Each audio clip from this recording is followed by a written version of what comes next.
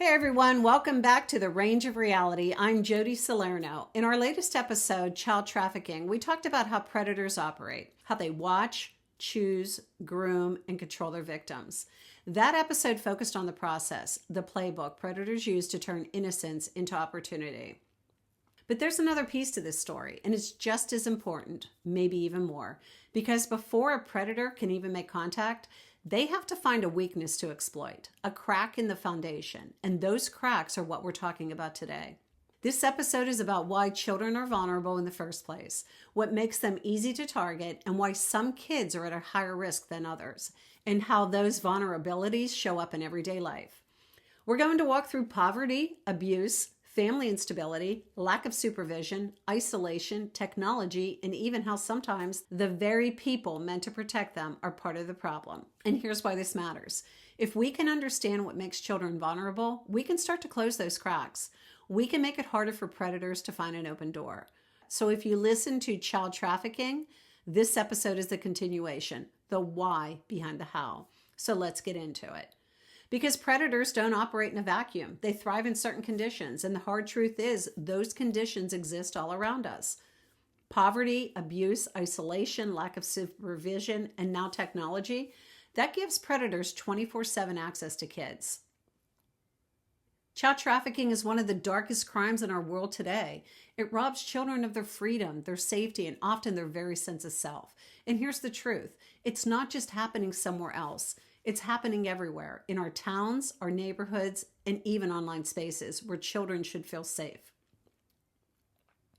Most people imagine trafficking as someone being kidnapped and tied up, but in reality, it often looks like a teenager sitting in a restaurant, or a child traveling through an airport, or a child even still living at home. This episode pulls back the curtain with real clues on what listeners can actually do if they suspect something. Because one of the hardest truths to swallow is this: predators don't pick victims at random. They don't roll dice or close their eyes and point. They target them, they study them, they test them. And they choose the kids who look the easiest to manipulate. If we can think like them for a moment, we can teach our kids how not to be chosen. Let's walk through them one by one and talk about the roadblocks kids face in each area. So let's start with poverty. Because when families are struggling to put food on the table, kids may be sent out to work, or they may leave home searching for opportunities. Predators see that desperation and exploit it.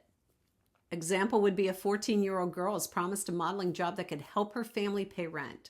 Instead, she's trafficked. Her vulnerability wasn't a bad choice. It was her family's poverty. Poverty strips away options, and predators step in pretending to offer opportunity when really they're offering chains. And next, let's talk about abuse. Children who grow up with neglect, violence, or constant criticism are already conditioned to believe they're unworthy. A predator who says, "You're beautiful, you're so special, you deserve better," is filling a hole that child desperately wants filled. An example would be a boy raised in a violent home. He starts spending time with an older man who gives him attention, meals, and compliments. That relationship becomes his escape. But soon it's also his prison, because the predator knows the boy has nowhere else to turn. And the next one would be isolation and lack of supervision. Isolation is a big factor. Kids who are left alone for long hours after school, late at night, online without oversight, become easy targets. Think of a 13-year-old who spends hours on Discord after midnight. She's unsupervised. Meets someone who seems like a friend. Over weeks, that friendship becomes secretive and eventually dangerous. Predators don't need to outsmart parents. They just need unsupervised time. Technology and online grooming. Gaming, social media, TikTok, Roblox, Instagram, Snapchat. All of these platforms are digital playgrounds where predators lurk. Roblox, a predator can create a character, strike up a conversation, and within an hour move a child into a private chat. On Snapchat, messages disappear. On Instagram, a DM can feel like a lifeline of validation. Technology gives predators constant access. They don't have to wait outside of school anymore. They are in our kids' bedrooms through the phone. And the hardest truth, sometimes it's family involvement. This is a heavy one, but studies show that nearly half of child trafficking cases involve family members. Sometimes it's direct. a parent, uncle, or sibling. They're exploiting the child for money, drugs, or rent. Other times it's indirect. A family sending a child off with someone they trust, thinking they're offering them an opportunity, but really handing them over to a trafficker. It's devastating, but it's real.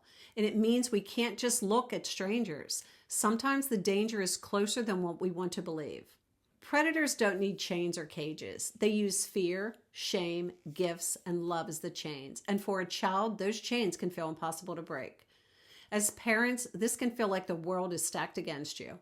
Poverty, abuse, technology, even family betrayal. But here's what I want you to remember. Awareness gives you power. If you ever suspect grooming or trafficking, here's what you don't do. You don't confront the predator yourself. That can put the child in more danger.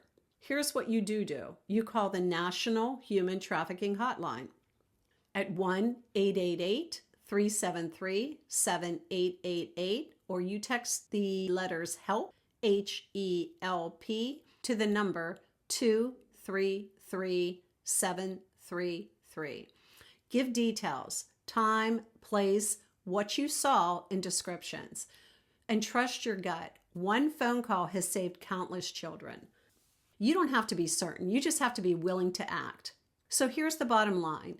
We can't bubble wrap our kids, but we can give them what predators hate most: confidence, connection, and communication. When kids feel seen and valued at home, when they've rehearsed how to respond, when they watch us model awareness, they become the hardest kind of target. This isn't about fear. It's about empowerment. It's about raising kids who know their worth, trust their instincts, and know they have adults who will always back them up. And that's how we win. If you haven't listened to the first episode, Child Trafficking, I suggest you go and listen to that episode. It's full of valuable information. Your kids don't need perfect parents. They need present ones. Your presence alone can make them a hard target. Thanks for spending this time with me today on Range of Reality. If you found this episode helpful, please hit subscribe so you never miss a show, and share it with someone who needs this message. The more we spread awareness, the more lives we protect. I'd love to hear from you too.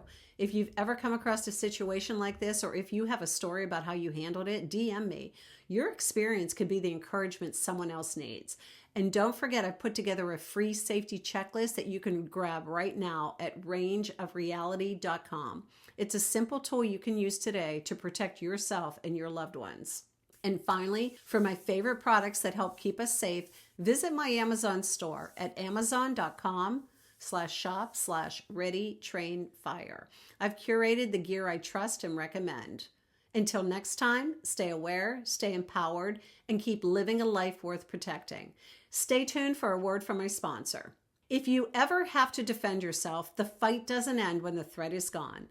Legal trouble, court cost, lost wages, it all adds up fast. And that's where the United States Concealed Carry Association comes in. They provide award-winning self-defense training and education. But more than that, they've secured liability insurance for their members that helps cover bail, legal fees, and other critical costs after an incident.